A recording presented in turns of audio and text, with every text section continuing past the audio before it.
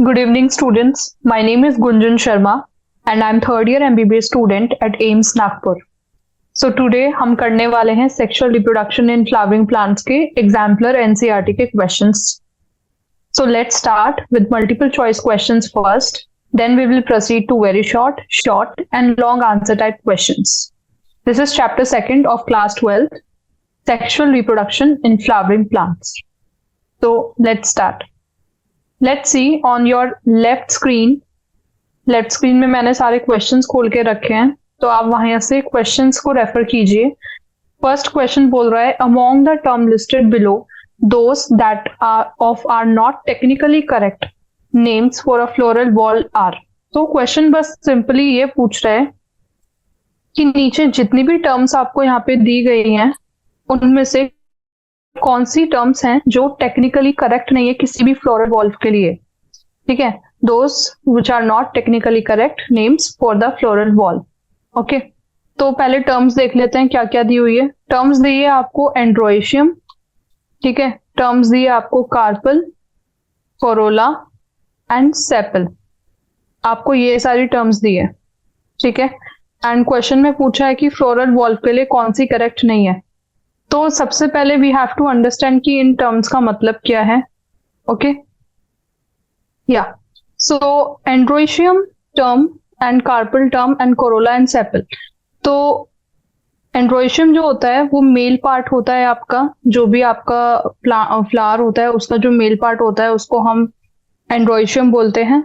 And जो, एक minute मैं आपको डायग्राम से समझाती हूँ. ये डायग्राम रेफर कीजिए, ठीक है. इस डायग्राम में एक फ्लावर दे रखा है एंड ऊपर आप देख रहे हो कि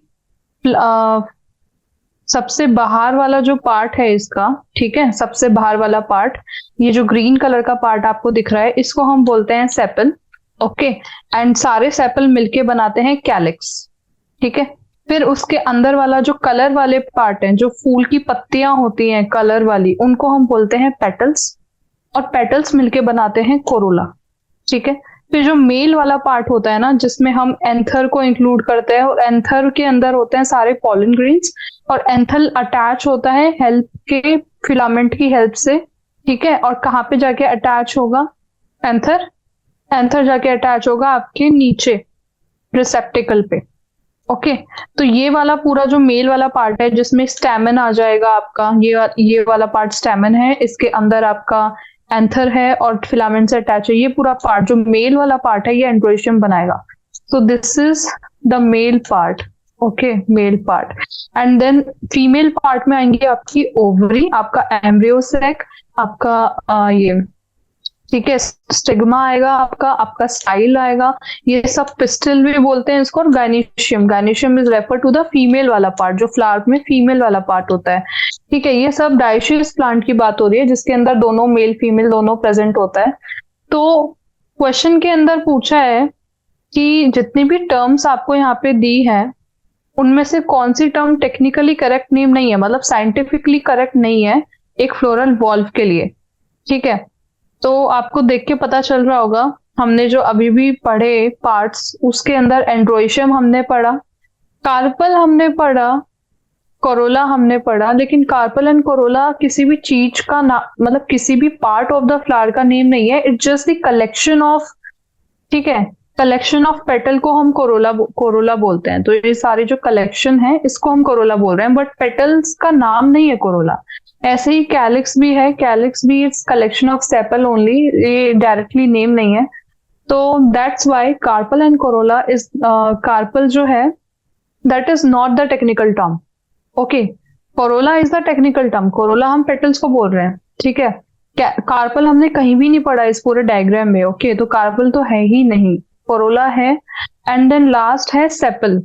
सेपल लेकिन साइंटिफिक नेम नहीं है, it's not the technical term. Technical term है कैलिक्स, ठीक है. सेपल के लिए टेक्निकल टर्म है कैलिक्स. तो दैट्स वाई कौन कौन सी टर्म्स हैं जो टेक्निकल नहीं है, तो आंसर हमारा निकल के आता है, एक तो आपका कार्पल, ठीक है, कार्पल, और दूसरा आपका निकल के आता है आंसर सेपल. ओके, बाकी एंड्रोइशियम हम मेल के लिए बोलते हैं, कोरोला हम बोलते हैं collection of petal, and sepal के कलेक्शन को हम कैलिक्स बोलते हैं, पर सेपल एग्जैक्टली कोई साइंटिफिक टर्म नहीं है. That's why our answer is second and fourth. तो ऑप्शंस देखिए, फर्स्ट ऑप्शन है first and fourth, second option is third and fourth, third option is second and fourth. तो third is the correct answer, second and fourth. Okay, so gynoecium is the technical term for carpel and calyx is the technical term for the sepals. Okay, sepals के लिए क्या होता है? Sepals के लिए होता है आपका कैलिक्स। आपने डायग्राम में भी देखा, कलेक्शन ऑफ सेपल्स को हम कैलिक्स बोलते हैं, कैलिक्स होता है। ओके, एंड जो आपका कार्पल है ना, कार्पल कार्पल जो है उसका साइंटिफिक नेम होता है गाइनीशियम। यहाँ पे टेक्निकल टर्म से मतलब है साइंटिफिक नेम से, ठीक है? तो उसमें कंफ्यूज मत होना कि टेक्निकल नेम किस चीज को रेफर करता है। तो ये गाइनीशियम के लिए यूज होता है। ओके, तो answer is third, that is second and fourth. Now next question देखो, नेक्स्ट क्वेश्चन लेफ्ट स्क्रीन पे देखिए, जूम इन करके I will show you. Next question क्या बोल रहा है? नेक्स्ट क्वेश्चन आपको बोल रहा है कि embryo sac is to ovule are is to anther. मतलब क्वेश्चन का मतलब ये है कि ओव्यूल के लिए जो एम्ब्रियो सैक होता है वो आपके एंथर के लिए कौन सा पार्ट होगा? ठीक है, ओव्यूल और एम्ब्रियो सैक है फीमेल पार्ट एंड एंथर है आपका मेल पार्ट।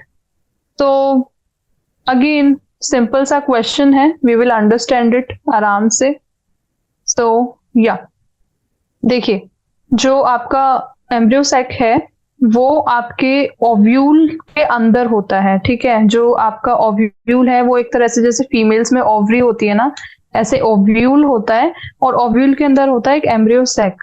तो एंथर जो है अभी दिखाया, एंथर ऐसे फिलामेंट होता है, फिलामेंट के बाहर वाला जो पार्ट होता है वो होता है आपका स्टेमन और स्टेमन के अंदर होता है आपका एंथर, ठीक है? तो ओव्यूल एम्ब्रियो सैक जो है वो अंदर वाला पार्ट है, ठीक है? एंड एंथर जो है वो अंदर वाला पार्ट है। तो एम्ब्रियो सैक के बाहर वाला पार्ट है ओव्यूल। तो आपके एंथर के बाहर वाला पार्ट क्या होगा? एंथर के बाहर वाला पार्ट होगा आपका स्टेमन, ठीक है? या फिर पॉलन ग्रेन्स, ये सब होंगे।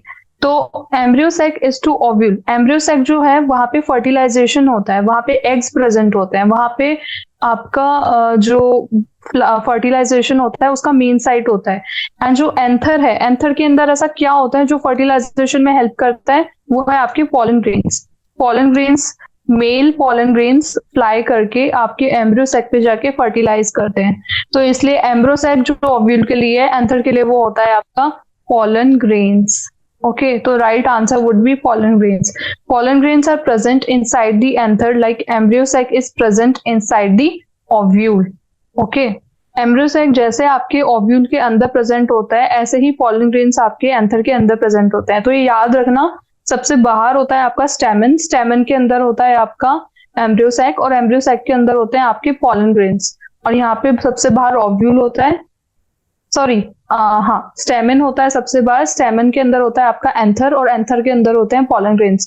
यहाँ पे सबसे बाहर आपका होगा ओव्यूल और ओव्यूल के अंदर होगा एम्ब्रियो सैक और एम्ब्रियो सैक के अंदर होंगे एग्स जहाँ पे जाके सारा फर्टिलाइजेशन होगा। तो यहाँ पे एम्ब्रियो सैक अंदर वाला पार्ट बताया था, ओव्यूल बाहर वाला पार्ट था। तो एंथर के सॉरी, तो एंथर के अंदर वाला पार्ट हम बताएंगे कि एंथर के अंदर कौन सा पार्ट है। तो are you getting the question ना? एम्ब्रियो सैक टू ओव्यूल मतलब एम्ब्रियो अंदर ओव्यूल बाहर, डैश टू एंथर, एंथर बाहर, एंथर के अंदर क्या? Pollen grain. तो that's why the right answer is pollen grain and not stamen. Stamen क्यों राइट आंसर नहीं है? क्योंकि stamen is not inside part, it is the outside part. Okay, that's why it's not the correct answer.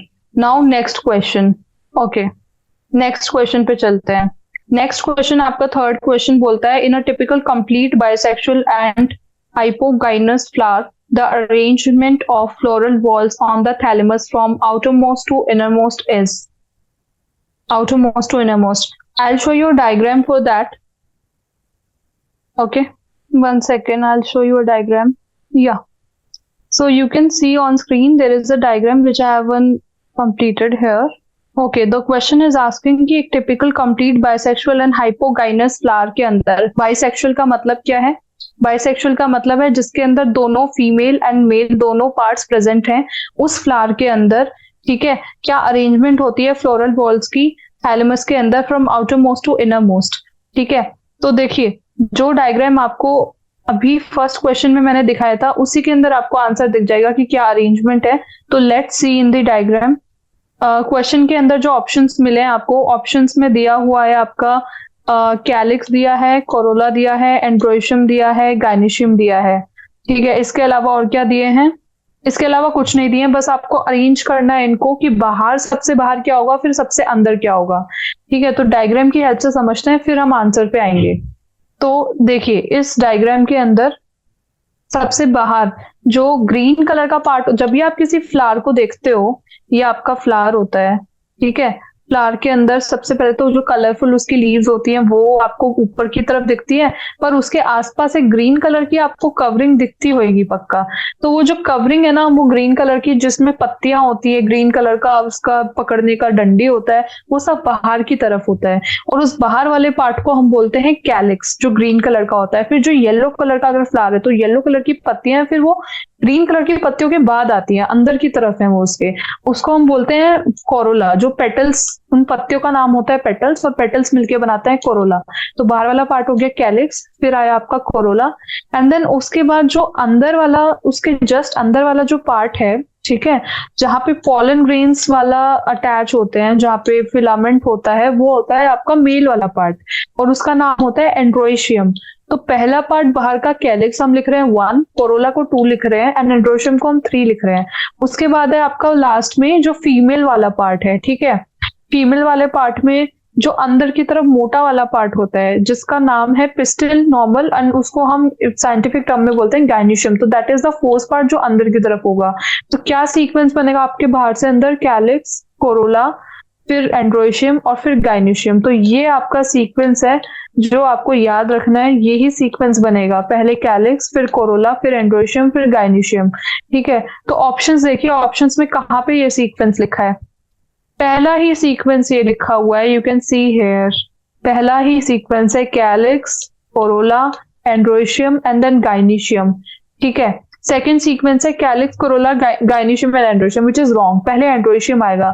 Third sequence में तो गायनीशियम, एंड्रोइशियम, Corolla, calyx है, जो inward to outward है, not, that is inward to outward. Okay, that is not outward to inward, that is in to out, in to out. Okay, तो that is wrong, हमारे question में पूछा है out to इन। ठीक है, and fourth है androecium, gynoecium, which is again wrong. So the right answer would be answer first, calyx, corolla, androecium and gynoecium. इसी को मैंने लैंग्वेज में भी यहाँ पे लिखा है, इन a typical bisexual flower, the arrangement of floral walls on the thalamus from outermost to innermost is always calyx, corolla, androecium and gynoecium. So let's go to the question number 4th. Okay, question number 4th पे चलिए, वो देखते हैं question number 4th क्या है। Okay, question number 4th में लिखा है अ डाइकोटिलेडोनस प्लांट, डाइकोट की बात की गई है, bears flowers but never produces fruits and seeds, the most probable cause for the above situation is. ठीक है, ये क्वेश्चन है। तो क्वेश्चन बोल रहा है कि जो डाइकोट वाले प्लांट्स होते हैं ना, डाइकोटिलेडोनस प्लांट होते हैं, जो देखो 2 तरह के प्लांट होते हैं, ये आप राइट साइड की स्क्रीन पे देखिए।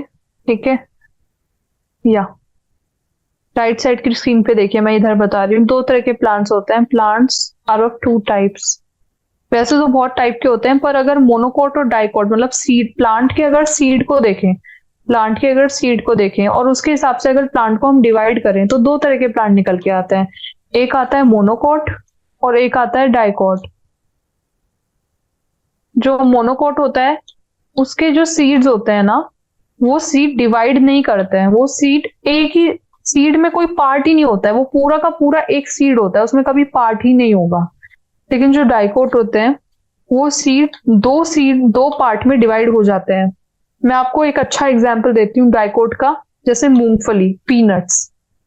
मूंगफली को जब भी आप छीलते हो और जो मूंगफली का दाना आप निकालते हो, मूंगफली को आप 2 पार्ट्स में हमेशा डिवाइड कर सकते हो, बीच में से तोड़ के। ऐसे ही काजू होता है और ऐसे ही बादाम होता है। ठीक है, लेकिन जो मोनोकोट होते हैं ना, वो कभी भी 2 पार्ट में डिवाइड नहीं होंगे। मोनोकोट का एग्जाम्पल मेरे से अच्छा आप समझते होंगे, जैसे आपके हो गए अखरोट। ठीक है, और आपका अखरोट हो गया, और भी ऐसे फ्रूट्स हैं जो डिवाइड नहीं हो सकते हैं, ड्राई फ्रूट्स, तो उनको बोलते हैं मोनोकोट। तो मोनोकोट डाइकोट का कॉन्सेप्ट क्लियर हुआ, तो उन्हीं को डाइकोटिलिनस प्लांट बोला है। ठीक है, तो dicotyledonous plant bear flowers but never produces fruits and seed, the most probable cause. तो देखो बात ऐसी की गई है कि ये फ्लावर तो बनाते हैं लेकिन इनसे कभी फ्रूट नहीं बनेगा या फिर सीड नहीं निकलेगा। इसका कोज क्या है? इसका कोज क्या है वो हम ऑप्शंस देखते हैं क्या क्या लिखा है। पहला ऑप्शन है plant is dioecious and bears only pistillate flowers. ठीक है। सेकेंड ऑप्शन है plant is dioecious and bears both pistillate and staminate flowers. Third is plant is monoecious. Fourth is plant is dioecious and bears only staminate flowers. ठीक है, तो जब आपने NCERT पढ़ी होगी तो एनसीईआरटी में जब आप डाइकोट वाला पॉइंट पढ़े होंगे डाइकोटिलेडोनस प्लांट में, तो वहां पे साफ साफ एक लाइन लिखी हुई है कि जो डाइकोटिलेडोनस प्लांट होते हैं सबसे पहले तो ये डाइशियस होता है, डी से डाइकोट डी से डाइशियस। ठीक है, इसमें कोई कंफ्यूजन नहीं है। और इन प्लांट्स के अंदर ना जो भी फ्लावर होते हैं उन फ्लावर में फीमेल पार्ट नहीं होता है, ओनली मेल पार्ट ही होता है, फीमेल पार्ट उसमें सप्रेस होता है। तो इसलिए उन फ्लावर्स को हम बोलते हैं स्टेमिनेट फ्लावर्स। ठीक है, और अगर वहां पे फीमेल पार्ट है ही नहीं तो उसके बीच में फ्यूजन हो ही नहीं रहा है ना, फीमेल पार्ट है ही नहीं, इसलिए जब फ्यूजन नहीं हो रहा है, फर्टिलाइजेशन नहीं हो रहा है, तो फ्रूट और सीड भी नहीं बन रहा है। वही चीज यहाँ पे लैंग्वेज में बताई गई है। अगर आप क्वेश्चन के नीचे वाला सॉल्यूशन देखेंगे, वही चीज यहाँ पे मैंने मेंशन की है कि जो डाइकोटिलेडोनस प्लांट होता है वो फ्लावर्स को बियर करता है लेकिन कभी फ्रूट और सीड नहीं बनाता है। इसका सबसे इंपॉर्टेंट कॉज है कि plant is dioecious and bears only staminate flowers as it will need pistil embryo sac so it can carry out fertilization and form seeds and fruits. ठीक है, मोस्ट प्रोबेबल कॉज यही है कि plant dioecious है and bears only staminate flowers, only staminate flowers. ठीक है, क्योंकि इसको फिर एम्ब्रियो सैक वगैरह नहीं है एंड फर्टिलाइजेशन नहीं हो रहा है तो सीड और फ्रूट नहीं बन रहा है, क्योंकि वो स्टेमिनेट फ्लावर्स है, उसमें कोई एम्ब्रियो सैक और पिस्टल है ही नहीं, क्योंकि फीमेल पार्ट है ही नहीं। तो इसलिए इसका आंसर ये होगा कि the plant is dioecious. Answer number fourth, the plant is dioecious and bears only which flower, staminate flowers. ठीक है, ओके, नेक्स्ट क्वेश्चन पे चले। Yeah, next question. Next question is question number fourth. Question number fifth, sorry. देखो question number fifth में क्या लिखा है? Question number fifth में लिखा है the outermost and innermost wall layers of microsporangium in an anther are respectively. एक microsporangium की बात की गई है। सबसे पहले आप ये बताइए, जब आपने एनसीईआरटी में पढ़े थे मेल पार्ट और फीमेल पार्ट अलग अलग से, तो माइक्रोस्पोरेंजियम कहाँ पढ़ा था? फीमेल पार्ट में पढ़ा था या मेल पार्ट में पढ़ा था? ऑब्वियसली मेल पार्ट में पढ़ा था। ठीक है, हाँ, तो मेल पार्ट की बात हो रही है, मेल पार्ट में भी एंथर की बात हो रही है। ठीक है, और एंथर में क्या होता है? माइक्रोस्पोरेंजियम होता है। तो माइक्रोस्पोरेंजियम की बाहर की और अंदर की लेयर पूछी है, बस इतना सिंपल सा क्वेश्चन है। डायग्राम से ही समझ आ रहा है, जो डायग्राम मैंने आपके लिए यहाँ पे लगाया है।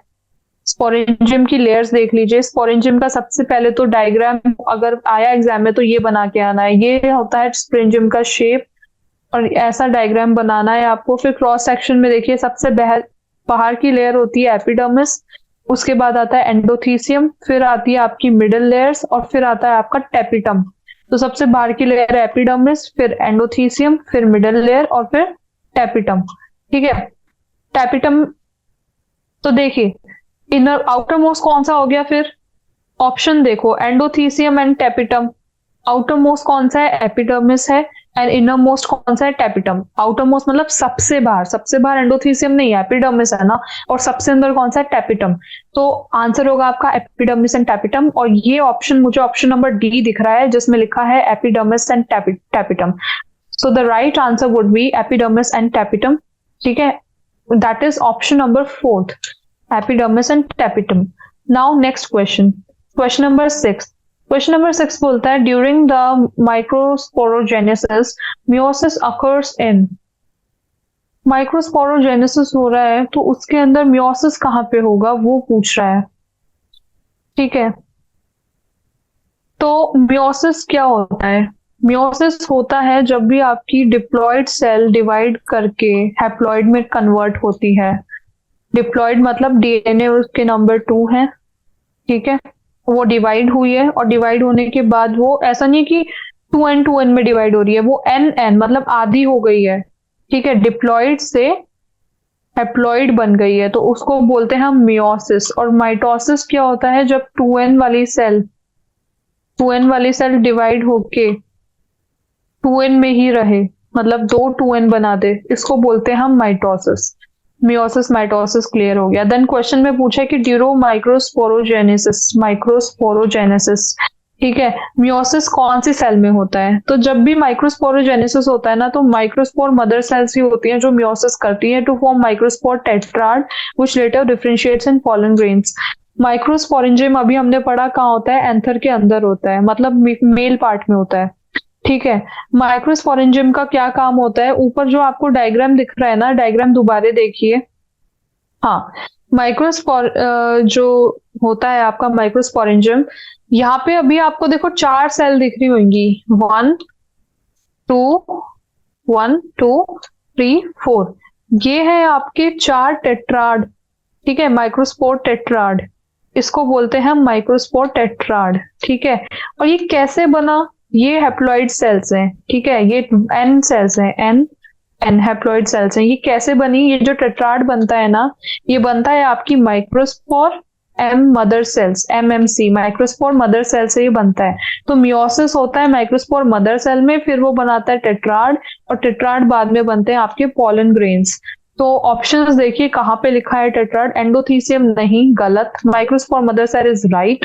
माइक्रोस्पोर टेट्राड तो बनेंगे मियोसिस के बाद, इसके बाद बनेंगे, तो मियोसिस इसमें नहीं हो रहा है, मियोसिस हो रहा है माइक्रोस्पोर मदर सेल में, और पॉलन ग्रेन बनेंगे माइक्रोस्पोर टेट्राड के बाद बनेंगे पॉलन ग्रेन्स। तो the answer is microspore mother cells. Okay, next question, question number 7th, या क्वेश्चन नंबर 7th बोल रहा है कि from among the sets of terms given below identify those that are associated with the gynoecium. Gynoecium से कौन कौन से associated है? Very simple question. गाइनीशियम क्या होता है? गाइनीशियम फीमेल पार्ट होता है, ठीक है। तो हम एक बार फीमेल पार्ट का डायग्राम अच्छे से समझ लेते हैं। ओके, ये आपका फीमेल पार्ट है, फीमेल पार्ट में क्या क्या चीजें होती हैं ये देख लेते हैं। ओके, ये तो फर्टिलाइजेशन वाला पार्ट दिखा रखा है, जब पोलन ग्रेन आके फीमेल पार्ट के ऊपर बैठ गया है, ये पोलन ग्रेन है और ये अंदर की तरफ जा रहा है, ठीक है। उससे पहले ये जो पार्ट्स हैं वो देखिए, सबसे पहले बाहरी पार्ट जहाँ पे पोलन ग्रेन आके लैंड करेगा वो होता है स्टिग्मा। स्टिग्मा अटैच होता है स्टाइल के एक फिलामेंट की हेल्प से, कहाँ पे जाके अटैच होगा, नीचे आपके यहाँ पे जाके अटैच होगा एम्ब्रियो सैक पे, ठीक है।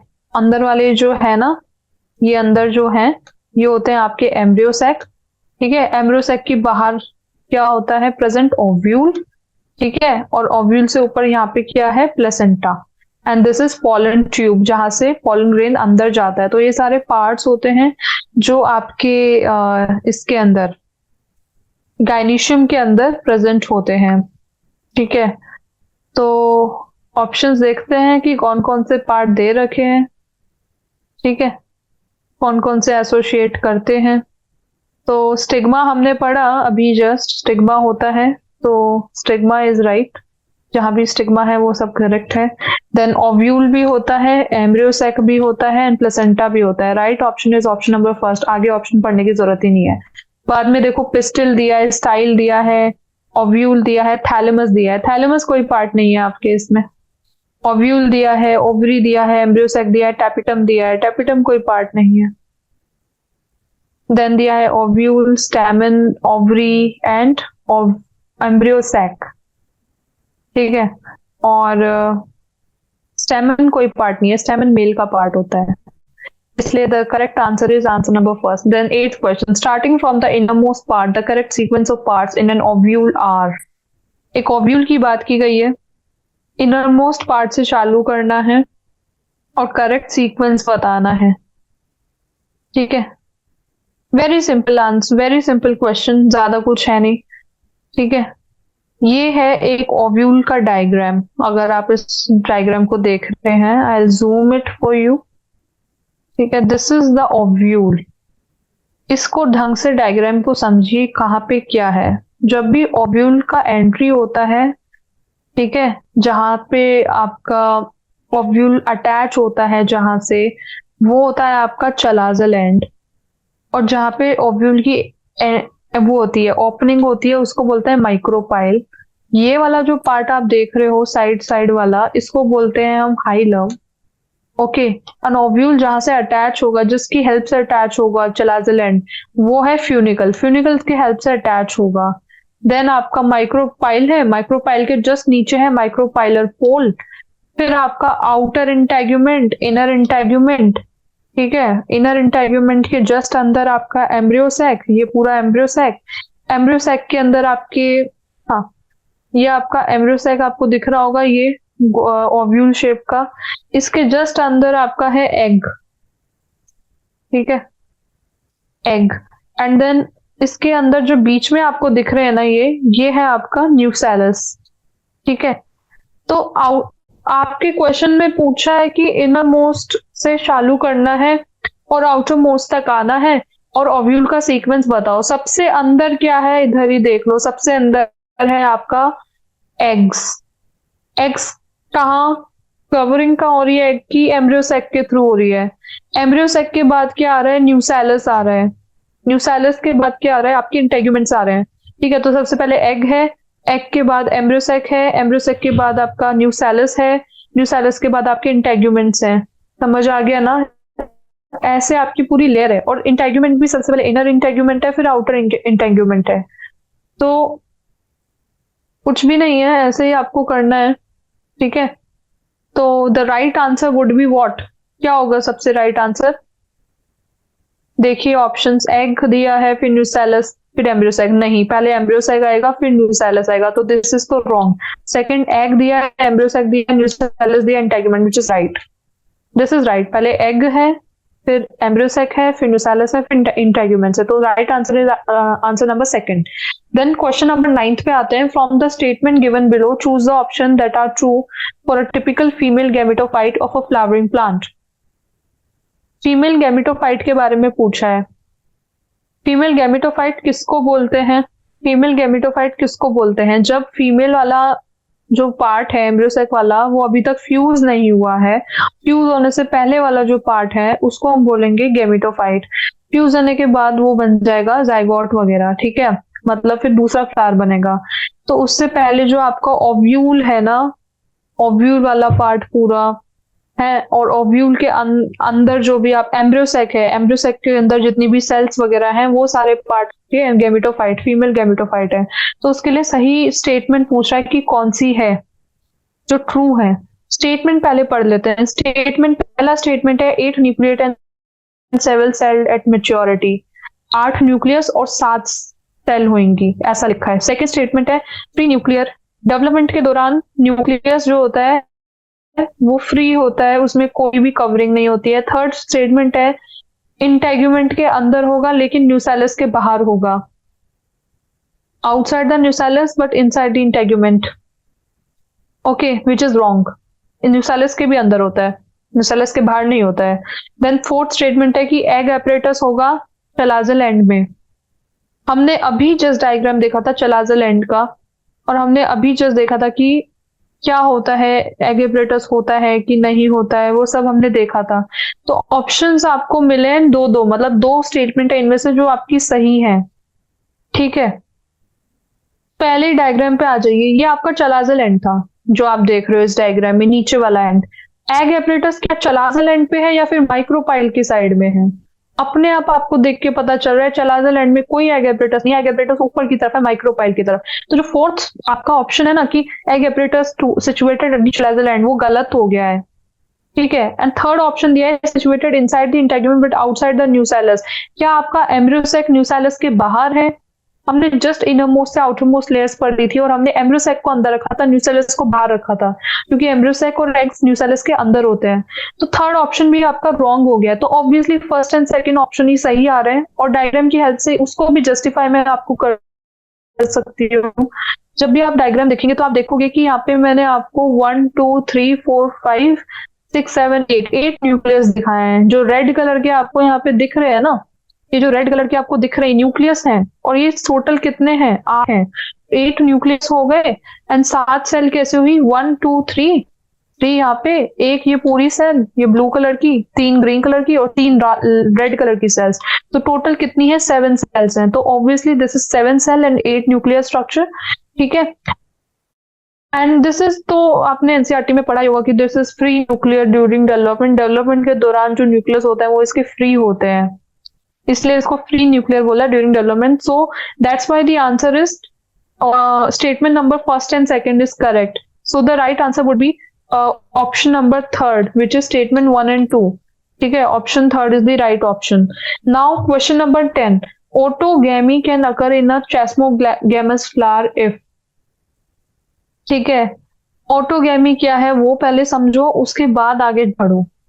मतलब जब भी आप क्वेश्चन करते हो, क्वेश्चन में एक टर्म आपको समझ आना चाहिए कि what is autogamy, what is chasmogamous flower, तभी आप वो क्वेश्चन आगे कर पाएंगे। तो देखो फर्टिलाइजेशन के 3 टाइप्स होते हैं। किस फर्टिलाइजेशन की बात कर रही हूँ मैं, सेक्सुअल रिप्रोडक्शन में फर्टिलाइजेशन होता है, उसके 3 टाइप्स होते हैं। First type is autogamy. Autogamy का मतलब है कि एक ही फ्लावर है, एक फ्लावर का मेल वाला पार्ट मतलब पोलन ग्रेन उसी फ्लावर के एम्ब्रियो सेक मतलब उसी फ्लावर के गाइनीशियम स्टिग्मा पे जाके बैठ गए और एक ही फ्लावर के अंदर फर्टिलाइजेशन हो गया, तो उसको बोलते हैं ऑटोगैमी। जिटोनोगैमी सेकंड टाइप है। जिटोनोगैमी होता है कि एक प्लांट है, एक प्लांट का एक फ्लावर दूसरे फ्लावर से जाके फर्टिलाइज करे, तो उसको बोलेंगे जिटोनोगैमी। एंड क्रॉस पॉलिनेशन होगा जब एक डिफरेंट प्लांट से फर्टिलाइज करेगा, तो उसको बोलेंगे क्रॉस पॉलिनेशन, ओके। तो ये हो गया ऑटोगेमी, क्रॉस पॉलिनेशन। अब आते हैं कि what is chasmogamous flower and what is cleistogamous flower. तो इस डायग्राम को देखिए, डायग्राम के अंदर मैंने दिखा रखा है जो आपकी ग्राउंड लेवल, देखो यहाँ पे होता है आपका ग्राउंड लेवल, ग्राउंड लेवल से नीचे आती है आपकी रूट्स। जो रूट्स के अंदर जो फ्लावर आपके बने हुए हैं ना, जो अंदर ही रहते हैं और कभी खुलते नहीं है, बंद रहते हैं हमेशा, इनको बोलते हैं क्लिस्टोगैमस फ्लावर। और जो बाहरी फ्लावर हैं जो खुल जाते हैं उनको बोलते हैं चेस्मोगैमस फ्लावर, ठीक है। तो देखो क्वेश्चन में लिखा है autogamy can occur in a chasmogamous flower. Autogamy मतलब एक ही फ्लावर में ही फर्टिलाइजेशन हो जाना, उसी फ्लावर का मेल पार्ट फीमेल पार्ट से फर्टिलाइज कर रहा है। ये इसमें पूछा है कि ऑटोगैमी हो सकता है चेस्मोगैमस फ्लावर में कब, if pollen grain matures before maturity of ovule, ovule mature before maturity of pollen, both pollen and ovule mature simultaneously, both anther and stigma are of equal length। सी बात है जब दोनों के दोनों पोलन ग्रेन और ovule दोनों same time पे mature होंगे, मतलब सेम टाइम पे एडल्ट बन जाएंगे और फर्टिलाइज करने में मतलब कि दोनों एलिजिबल हो जाएंगे, कर सकते हैं इस सेम टाइम में फर्टिलाइज। जब उनका टाइमिंग सिमिलर रहेगा, सेम टाइमिंग में उनका फर्टिलिटी रहेगा, तो एक जो पोलन ग्रेन है वो आपके ओव्यूल से जाके फर्टिलाइज कर पाएगा, that is the best option. तो इस क्वेश्चन में एक्चुअली कुछ सोचना ही नहीं है, सिंपल सी बात है, both pollen ovule mature simultaneously. Simultaneous मतलब एक ही समय पर, ठीक है, एक ही समय पे हो रहा है, इसलिए इसका आंसर है third. Now question number 11th। Question number 11th बोलता है choose the correct statement from the following. क्या स्टेटमेंट्स बोल रहे हैं, ठीक है, उन स्टेटमेंट्स को पढ़ते हैं, फिर उसके बाद कुछ बोलेंगे कि क्या स्टेटमेंट सही है। स्टेटमेंट्स बोला है कि क्लिस्टोगेमस फ्लावर, ठीक है, cleistogamous flowers always exhibit autogamy. अभी बताया मैंने क्लिस्टोगेमस क्या होता है, ठीक है। क्लिस्टोगेमस वो फ्लावर्स मैंने आपको बताए हैं जो देखो जो जड़ के नीचे जड़ में है, जो कभी खुले ही नहीं है।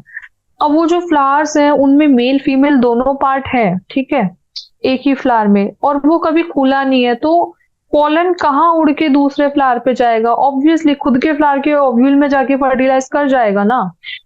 क्लिस्टोगेमस फ्लावर जो हैं वो बंद फ्लावर्स हैं, ठीक है, कभी खुला ही नहीं है पोलन, पोलन कभी विंड में उड़ेगा ही नहीं, हवा में किसी और फ्लावर पे जाके बैठेगा ही नहीं, तो उसके पास एक ही ऑप्शन है कि खुद के फ्लावर के ओव्यूल में जाके फर्टिलाइज कर जाएगा, और उसी को ऑटोगैमी बोलते हैं।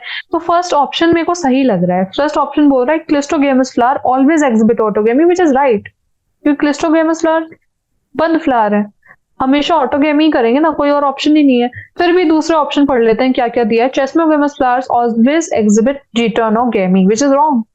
चेस्मोगेमस फ्लावर कुछ भी कर सकता है, जिटोनोगैमी भी कर सकता है, क्रॉस पॉलिनेशन भी कर सकता है, ऑटोगैमी भी कर सकता है। Cleistogamous flower exhibit both autogamy and geitonogamy. Possible ही नहीं है कि क्लिस्टोगेमस फ्लावर जिटोनोगैमी कर दे, क्योंकि वो बंद फ्लावर होते हैं। पोलन ग्रेन जब फ्लावर खुलेगा तभी दूसरे फ्लावर पे जाके बैठेगा ना, तो जिटोनोगेमी हो ही नहीं सकता है।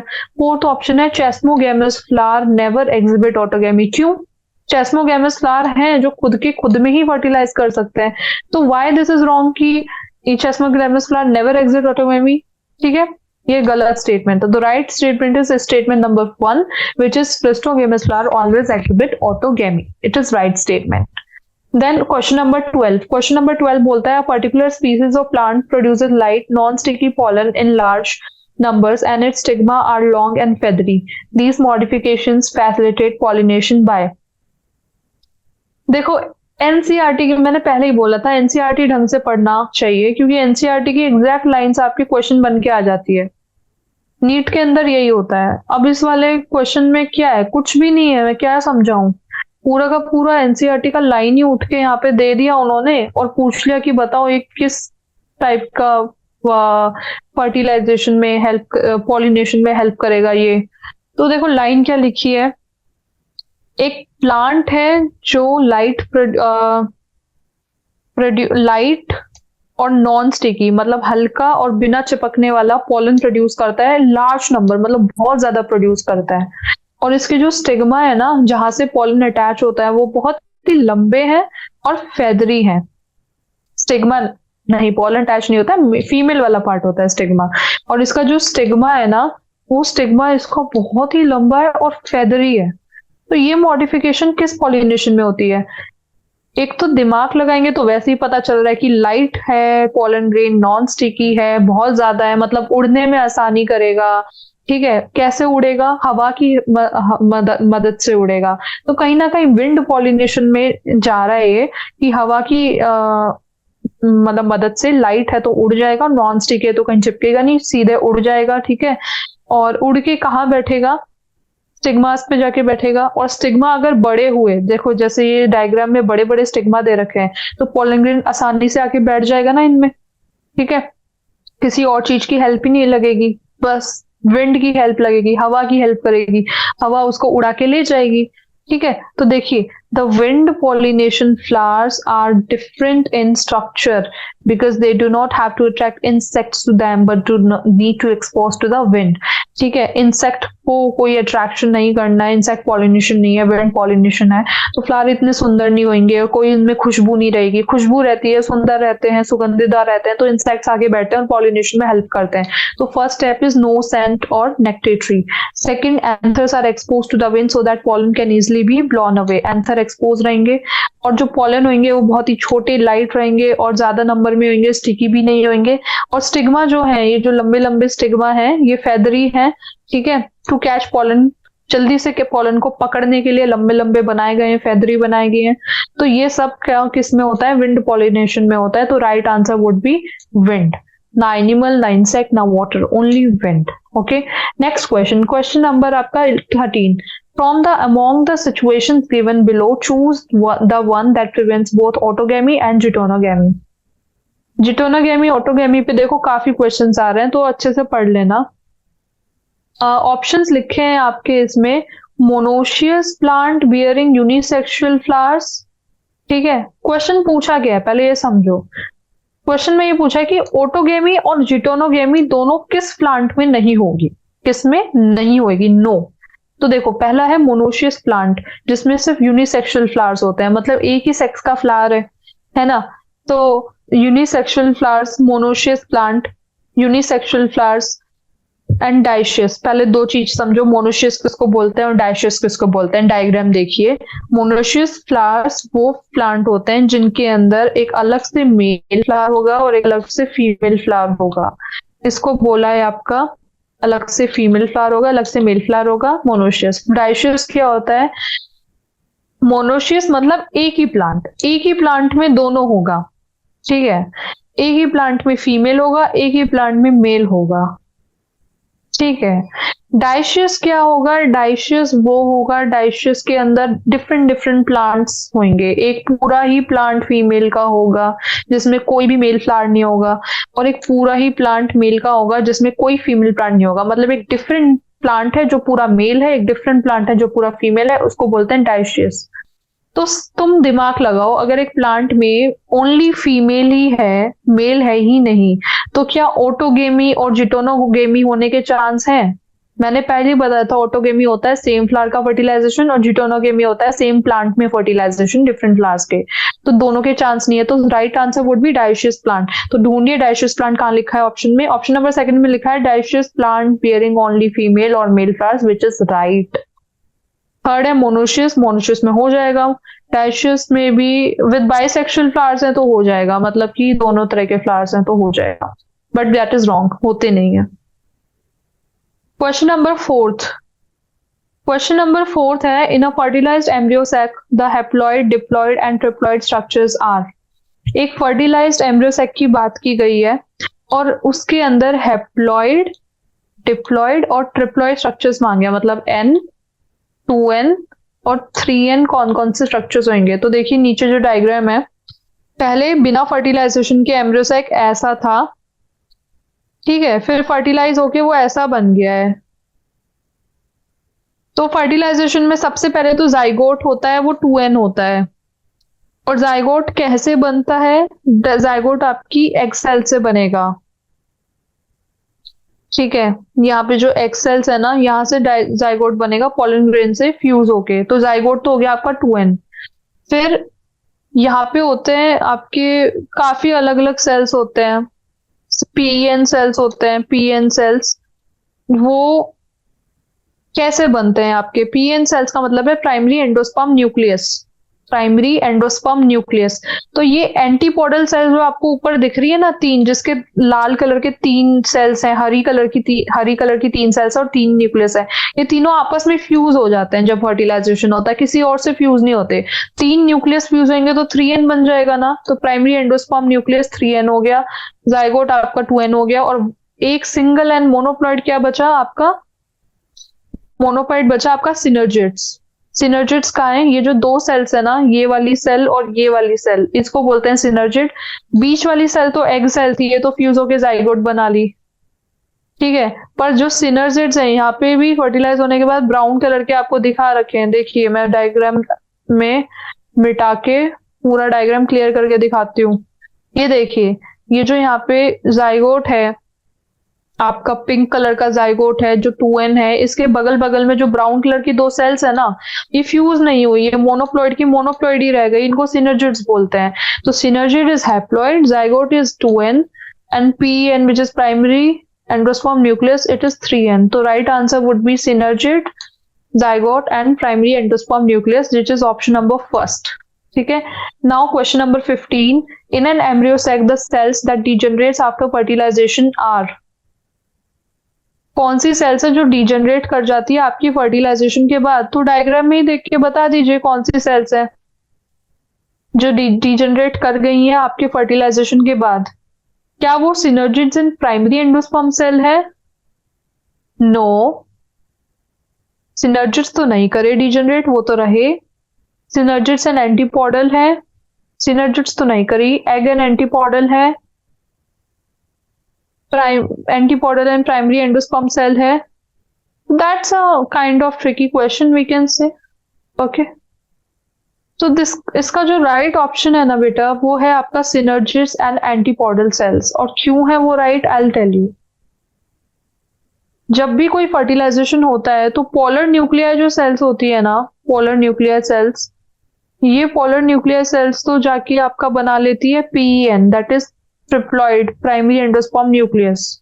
पॉलन, देखो जब भी पॉलन ग्रेन आता है तो पॉलन ग्रेन का एक पॉलन ग्रेन जो है वो जाके आपका फ्यूज करता है एग सेल से और जाइगोट बनाता है, दूसरा पॉलन ग्रेन आके फ्यूज करता है पोलर न्यूक्लियस से और प्राइमरी एंडोस्पर्म न्यूक्लियस बनाता है।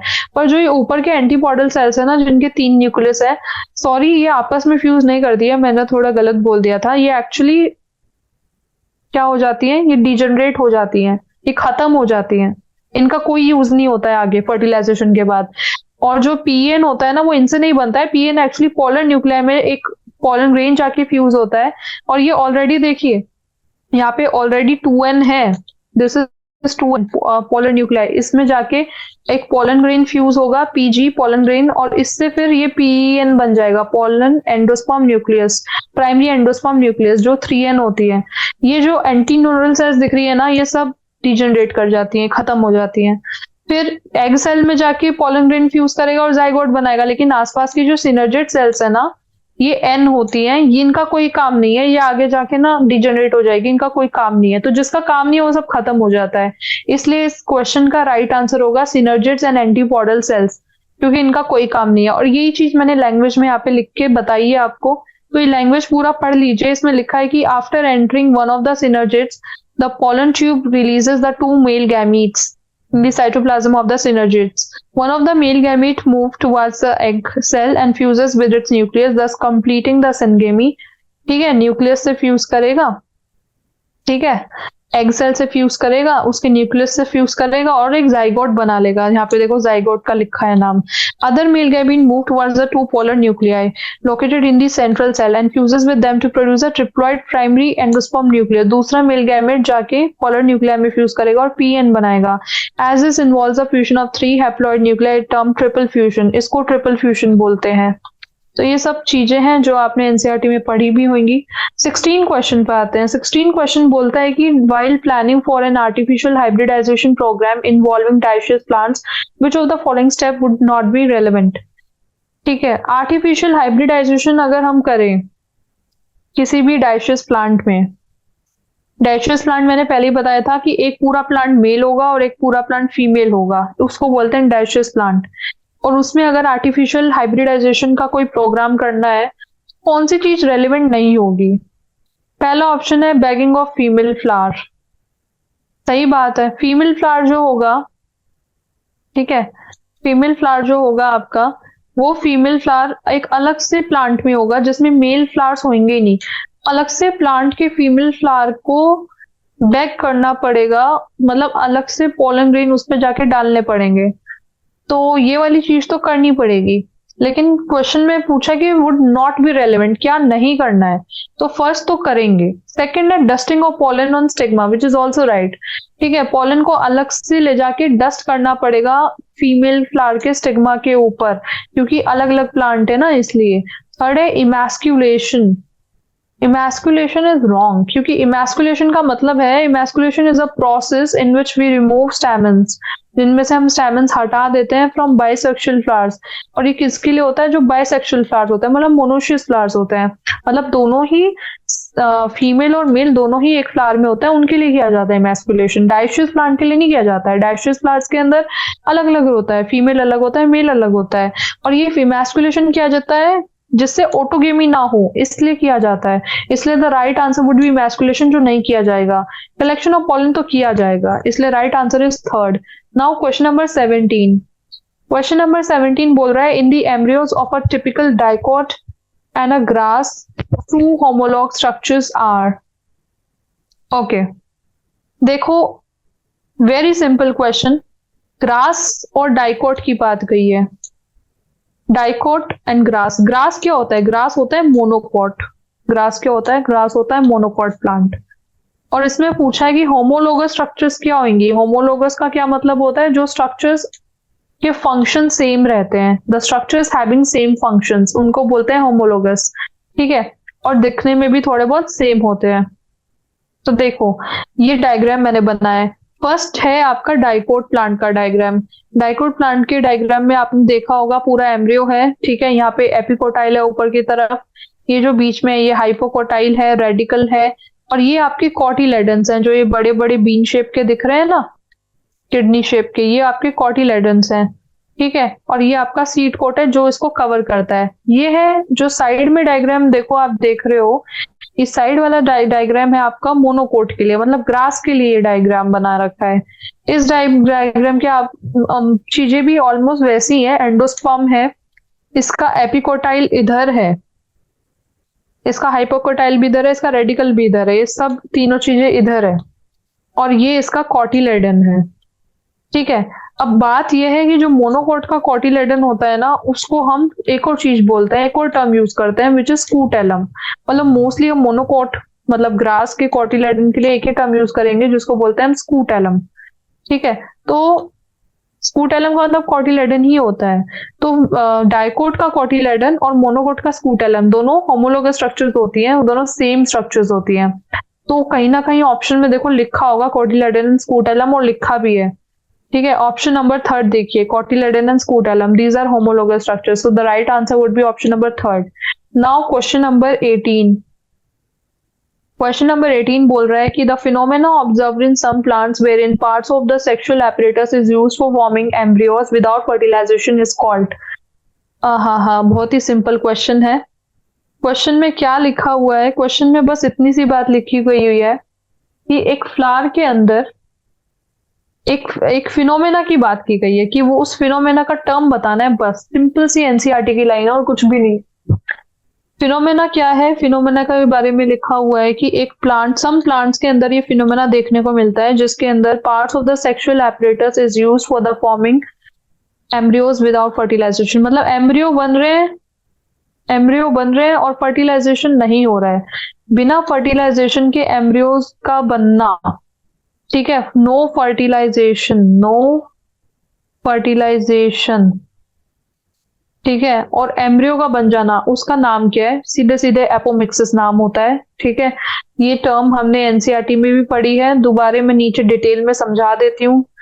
और ऑप्शंस क्या क्या लिखे हैं उनको समझाते हैं। पहला ऑप्शन है पार्थिनोकार्पी, थर्ड ऑप्शन है वेजिटेटिव प्रोपेगेशन, फोर्थ ऑप्शन है सेक्सुअल रिप्रोडक्शन एंड एपोमिक्सिस। चारों को अलग अलग से समझेंगे तभी आगे बढ़ेंगे। देखिए, एपोमिक्सिस क्या होता है? एपोमिक्सिस इज स्पेशल मैकेनिज्म जिसके अंदर सीड बनते हैं विदाउट फर्टिलाइजेशन। पार्थिनोकार्पी क्या होता है? पार्थिनोकार्पी होता है फ्रूट बनना विदाउट फर्टिलाइजेशन। डिफरेंस क्या है इन दोनों में? दोनों के दोनों एसेक्सुअल मोड है, लेकिन एपोमिक्सिस के अंदर सीड बन रहा है, ठीक है, और पार्थिनोकार्पी के अंदर फ्रूट बन रहा है। वेजिटेटिव प्रोपगेशन क्या होता है? जिसके अंदर प्लांट किसी भी और दूसरे प्लांट के स्ट्रक्चर से बन जाता है। जैसे मान लो प्लांट का स्टेम है, स्टेम से कुछ दूसरा प्लांट उग गया, उसको बोल देंगे वेजिटेटिव प्रोपगेशन। प्लांट की रूट्स हैं, रूट से कोई दूसरा प्लांट अगर उग गया उसको बोल देंगे वेजिटेटिव प्रोपगेशन। ठीक है, और सेक्सुअल रिप्रोडक्शन तो आपको पता ही है कि क्या होता है। तो क्वेश्चन बहुत ही सिंपल था। क्वेश्चन में बोला था कि सीड बनेगा विदाउट फर्टिलाइजेशन, तो क्या बोलेंगे?